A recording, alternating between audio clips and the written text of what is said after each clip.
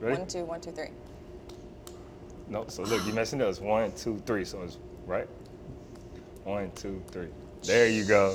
There you go.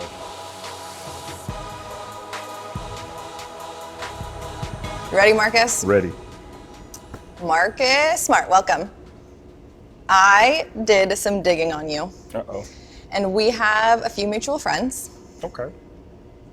And I texted 3 people. And I was like, give me some fun stuff about Marcus. And there was a whole bunch of like random stuff, but all 3 of them had this one thing. Uh-oh. So we're starting with, oh my God, don't be nervous. I just don't know. It's a lot of weird things, and the one thing the texts were, which is a good thing. That is a good thing. It means you're friends and they know you. Exactly, right? The one thing that was common between all of them, they said he's a trick shot / horse king. And then right. My first game covering you, I'm sitting on the sideline, and right in front of me on the 3-point line, you're doing backwards 3-point shots. Did I make it? You said you were rusty. It was the first game. Oh, So, yeah, I was rusty. Yeah, you have time. Yeah, I got time. The craziest shots that you've won these like trick shot things with. And why do people know about this? Like, it seems so open. Yeah, it is. I love doing trick shots, so it's fun, like me and my friends or just whoever really. But I guess like the most craziest trick shot I've ever done, nobody has any record of it. This was a long time ago. But I would do, the ball would be sitting at half court, I would run, front flip off the ball and throw it into the basket. But my favorite one is to lay down on my back at half court and shoot it while sitting down, while laying down, I apologize. No sit up? Like no you sit up, just straight core. That's just straight core. psychopathic. So. It might be, but. Do you know if I tried to do that, the ball would like not even hit the 3-point line? I think a lot of That's people's impressive. ball wouldn't hit the 3-point line, so. Cool. But So it's cool. you don't lose games of horse? No. That's what I've gotten. Yeah, it's, you better bring your A game on top of your A game, because I'm bringing out everything. A++++++. There you go. And then I watch you play. Again, like just the first game, and weirdly enough, like, you make some crazy finishes sometimes. Do you think that helps? Of course. Like, joking aside. Of course. You know, you never know what position you're going to be put in the game, or you know, when you might have to shoot a type of shot, certain shots, and you know, just casually playing around, you know, it gives you that confidence. It gives you a feel, and then you kind of figure it out. So at the end of the game, if there's ever a time where you're laying down at half court, I'm telling you, you'd be surprised. You dive on the ball, it might be a low clock, and you just got to get it up there real quick. Boom. Seriously, I've been practicing for it. That's ready. crazy. That's crazy. Obviously, you're known for your defense, though. We talked about crazy offense. Defensive Player of the Year 2 years ago. I didn't know that you were the first guard since 1996. I had no idea. Since Gary Payton. Why is it dominated by bigs?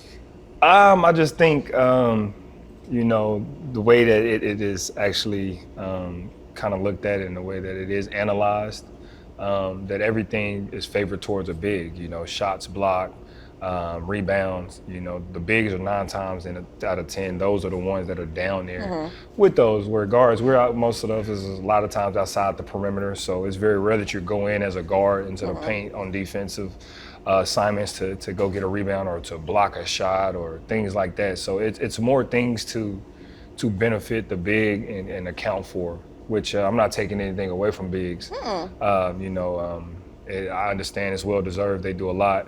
But like I tell everybody when they were like, how did me winning it as a guard? I'm like, you don't understand a lot that we guards go through before the guard even gets to our big. You know, we're doing everything to make sure that he doesn't even get down there. And then when he gets past us, the big does his job of sending the ball back, or we could test a shot that the guard shoots and you just got to get it. And, you know, so the guards do a lot. It's just not a lot of stats to go for the guards that they take into account. So it's tough, but. It's kind of the opposite though, because we talk a lot about like, this is a weird example, but signature shoes. We talk about how like Joel Embiid, the MVP of the league, if he had a signature shoe, I don't know if it does as well as a guard who has like a sexier offensive game, like a Steph Curry or a John Morant. Of course. And that's the kind of double standard thing you get with it. And, You know, you just control what you can control at that aspect. But to be able to go up, for me as a guard, to win that in a era where it's so dominated by bigs is a special accomplishment. And I'm sure for big out of shoe, dominated by the guards, it's a special accomplishment for them as well. Yeah. So this whole training camp, everyone was talking about how it had just like a different vibe. Like it just was harder and more intense. That like a lot of these guys have been here their entire careers. And a lot of them credit it to just how hard you were going. Did you take pride in just being like stepping it up in intensity level? Yeah, I'm kind of 100 or nothing. I'm starting to learn to like take it back some and pick and choose when to go all out. And that's probably why I kind of got hurt at the beginning of the preseason. I came straight back from the honeymoon and I'm diving on the floor. I'm going as 100 miles an hour as I could. And, you know, that's just who I am. You know, I was blessed to be able to play this game. And, you know, my brother, who I lost at a young age of cancer, he didn't get an opportunity to finish his career and, you know, to go to that next level. So for me, I look at that as, you know, I have an obligation to go out here and leave it on the court 100% every night because my brother didn't get that chance. Is that the legacy you want to leave? That's the legacy I want to leave. You know, always, for me, it's just when people hear me, I want them to see, like, he left it out there on the court every night. He was a winner, you know, he knows how to play the game the right way, and he's probably one of the hardest persons or people to ever play this game. I mean, I don't know how they do the Hustle Award, but like that's your award at this point, right? Exactly. And that's exactly what that is. It's 100 or nothing, and you're giving 100. Exactly. So you get the NBA Hustle Award. Get the NBA Hustle Award. There Look we at go. that. Okay, my last thing about defense, and then we'll stop because I'm sure you talk about defense every interview you've ever done. I had an argument with people at work. It wasn't an argument.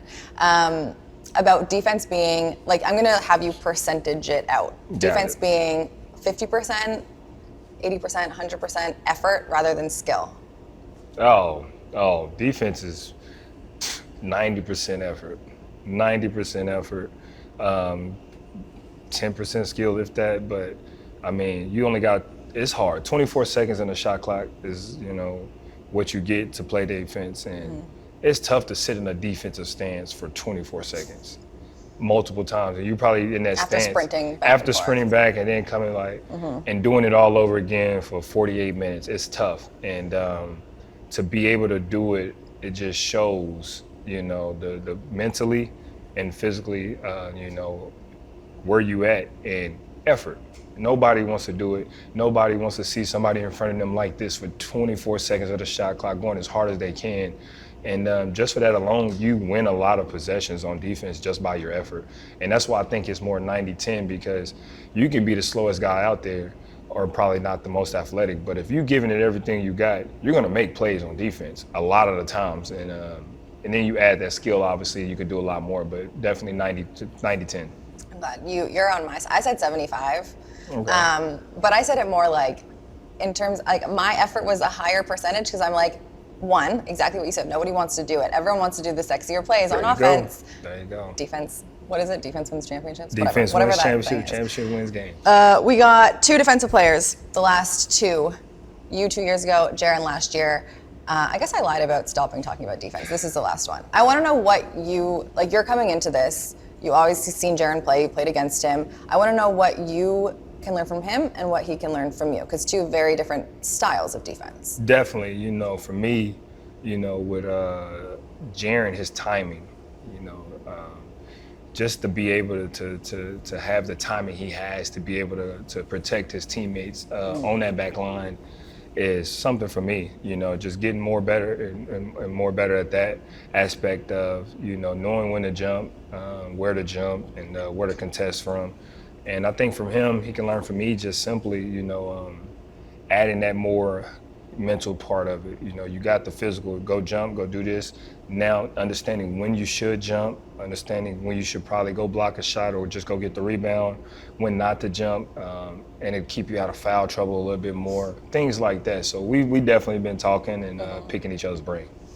Also, just a side note, the new flopping rule, did you see the video on it? I have. They showed us. You're the first example. The first example. I would have been so mad. I would have said, excuse me, do you not know that I'm the defensive player of the year? It's okay. And I've seen it. I was told I was the first clip, and I laughed. Someone told you? Yeah, I was told during our official meeting. We had our official meeting. They told me I was the first clip. Don't be mad at them.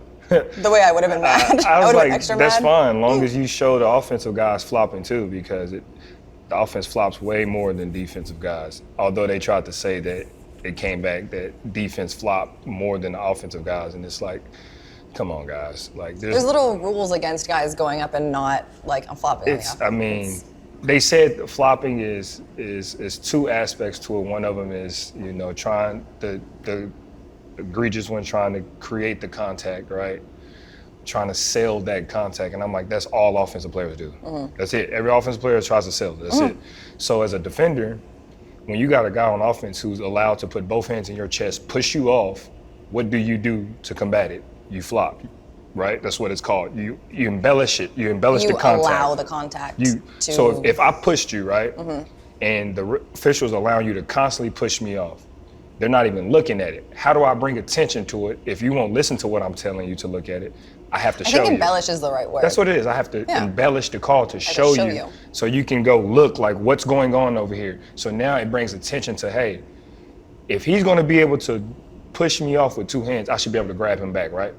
That should be the rule. Or call the foul on him offensively. He cannot put both hands in my chest and push off. But a lot of great offensive players are allowed to do that because that's just what it is. Everybody wants to see, like you said, the sexy play, which is cool. But also, no one's going to foul out on 6 offensive fouls. No. Like, it's just not going to happen. It's just unheard of. It's just unheard of. And, so you're already at a disadvantage. And a lot of the times, the guys that are doing the pushing off or the offensive player are probably the other team's best player. So it's a little bit of both. You just figure it out, but just keep going. It's the game. It's a game. You're just trying to get that edge to help your team win. All right, talk about your team. Is it so weird being on a new team? It is, just for the simple fact that I've been somewhere for so long, and this is my first team outside of where I've been. So it's weird on that aspect. But other than that, there's nothing weird about it. The guys are great. The organization is great. The fans are awesome. And, blue's my favorite color, so it's even perfect. Look at that. Right? Green's my favorite color, unfortunately. There we go. I was thinking, like, the season starts, and it's, like, so weird to see, like, Chris Paul in a Warriors jersey, Dame in a Bucks jersey. And we're like, oh, my God, we have Marcus Smart. It is weird seeing guys that you watch for a very long time competing at the highest level, giving it all for a team, and then you see them totally with somebody else. It's like, it's like a childhood hero. It kind of messes up everything for you. No, we love that you're here. I was just thinking, like, even me, I'm in my 5th season, and I'm not a player, so I don't have the same things, but even, like, the ushers, and like the security, you build and, a like, relationship with everybody. Changed. It just changed, and I think I can say this for everybody. Nobody really likes change. Especially when you get in the groove and you found a little niche for yourself. Change is the last thing you want, but change is also good. Change is also good. Pushes you, helps you grow. There you go. You figure out things about yourself you never knew, or you find out new things. New coach, Taylor Jenkins. This was a very random quote, so I'm just going to ask you to. You said that he reminded you of an old AAU coach. Yes. Why? Oh, man. So growing up, I'm from Dallas, Coach Jenkins being in Dallas. And he actually knows my old AAU coach. Really? Oh, yeah. And when I say the same, just from the yelling, the passion that he has, the short fuse sometimes that he has, the just getting on to guys. That was it throughout my whole childhood of playing AAU, was constant yelling, guys going at each other. And it was all love. That's what it was. It was no malice behind it. It was everybody, were very passionate and they wanted to win. And I can always play for a coach like that. How do you know if he's mad at you? You don't. Perfect. You don't. Perfect. You don't. Welcome. There you go. All right. I'm going to do something fun with you. But first, because you are a veteran on this team, brought in for veteran presence and defensive, you get it, partly. After game 1, we lost. Your quote went around Twitter and was getting so much praise for championships aren't won in game 1. we have a lot of young guys on the team. How have you changed from like first, second, third year that a lot of these guys are to 8, 9, 10 year that you are now? Ooh. Well, for me, you know, as a young guy coming in, you don't know much. You know, you're just trying to go out there and show that you're here, you can compete. Forget about everything else. You don't really know the game yet. You don't really know, the certain feel of how the game should go. You're just out there. As you get older, you get more experience, more playing time, you start to figure out, certain things you can do, certain things that you can't do, certain things that might feel different at certain points of the games. You understand the highs and the lows of the game a little bit more. I think that's the big thing with a lot of young guys. And that's the big thing, you understand that it's a game of runs. Like, calm down, it's okay. We're gonna go on ours, they're gonna go on theirs, and just keep going. And I think as a young guy, you only see, man, we getting beat. Man, they made 2-3 shots in a row, and it's like, relax. In the NBA, a 15-point lead can go like that. Just like that, and you start to learn it as you get older and you pick up on it. All right. Are you ready for a little bit of fun? Let's do it. Okay, so I'm gonna go back to me texting all your friends. Okay. And finding out hobbies. There's like a list like this long of like stuff that you do outside of basketball, which I don't think is rare, but I don't think it's like talked about a lot with a lot of people. It's like you're a basketball player, you play basketball, That's it. then you go home and watch basketball, and then you go to sleep and you dream about basketball, and then you come back and play basketball. Far from Not it. Marcus. Far from it. All right, so here's what we're gonna do, because we're gonna get to know your teammates a little bit, and we're gonna get to know you with Perfect. your hobbies. I'm gonna give you a hobby that apparently you do, and you're gonna tell me which teammate you would like to enjoy that hobby with. Okay. Cool? Cool. Golf. Golf. Okay. We're going golfing, beautiful Sunday afternoon. Let me see, who would I like to enjoy? Probably Steven Adams. Does he golf? I don't think he does, but He'd be fun. it'd be fun. Okay. I think that'd be real fun to see Steven out there trying to golf. Some big golf clubs. Big golf clubs. All right, you're playing chess. Playing chess, Derek Rose for sure. We've actually been playing a little bit. Really? Yeah. You saw the clip of him going viral Of at the course. Drake concert? Of course. That's me 100%. I'm constantly on my chess app That's so funny. every day whenever I can. Did you watch The Queen's Gambit? I did watch Queen's you like Gambit. it? Loved it. Nice. Loved it. Okay, you did an interview with Memphis in Summer League, and you said that you used to rap. Yeah. So you're going back in the booth with someone on the team. Oh man, probably G.G. Jackson. Oh my God, that is not what I expected you to say. Why? G.G. he got a lot of energy. You know what I'm saying? And G.G. got some raps, and he's pretty good. It's just he's just that little kid who's in the candy store with being here, and he's gonna bring a lot of energy to the booth. So I think G.G. Perfect. Let me know when that song comes out. Right. Okay, heard that you're a horror movie guy. Yes. Me too. Whoop whoop. Who are you watching a horror movie with? Who am I watching a horror movie with? I'm probably gonna have to go with Jaren. Because? I don't think he likes horror movies like that. So he'd be scared. And it's Okay. perfect. It's the perfect person to go to. Okay, this is a weird one, but the text back said he is great at Connect 4. Ha! Love Connect 4. I kill anybody in Connect 4. Oh my God. I'm Okay, I'm serious. then who Serious. gives you the best Vibes that they would compete with me? Yeah. Probably David Roddy. Okay. I think Yeah, I David, like that answer. I think David would give me a chance. Tennis. Ooh, tennis. I'm probably gonna have to say, for me, that's a good one. Tennis. Probably Zaire Williams. Ooh, I like that. I like that one. Oh, I get pictures. You haven't seen him with his afro. Exactly, Yeah, right? with a headband. I could like picture a little. Okay. MMA. MMA.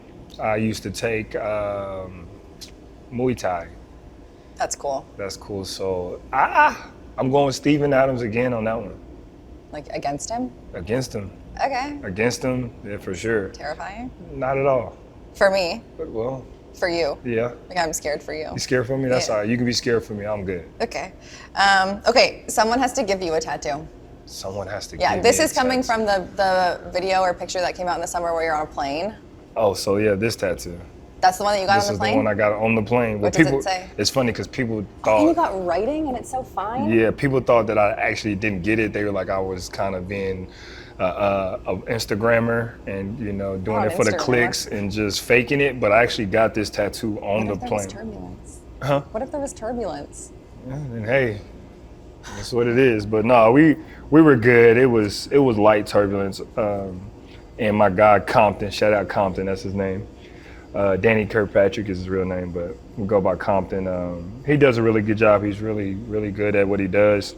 And I had the utmost faith in him. So even if we had turbulence, I think I'd still be good. You would have covered it. Yeah, What does it say? So it says always and forever. Forever and always is something me and my wife says when things are hard, before we leave, when we see each other.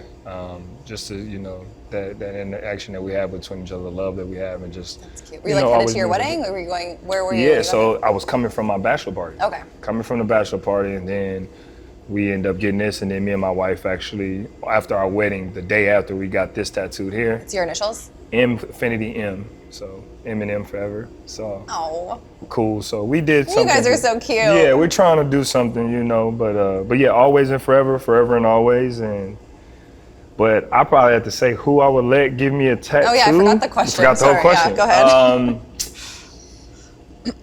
ahead. Wow. Probably Luke Kennard. I feel like he just has a steady hand. He's a shooter. Got a nice steady hand. He can do both hands. See, ambidextrous. So bam, I'm gonna go with Luke. Okay, my very last one. Because I don't want you to be like, I would beat anyone in horse. You're playing like a 2-on-2 horse tournament. Okay. So your teammate that you would want with you. Teammate I would want with me in a 2-on-2 horse. I'm gonna go with Jacob Gilliard. Oh my gosh. I'm gonna go with Gilly. I did not expect that either. Go with Gilly, I know. Does he do crazy stuff? I wouldn't say he does crazy stuff, but he has the confidence to do some crazy stuff. So I feel like in a horse game, that's like right up his alley.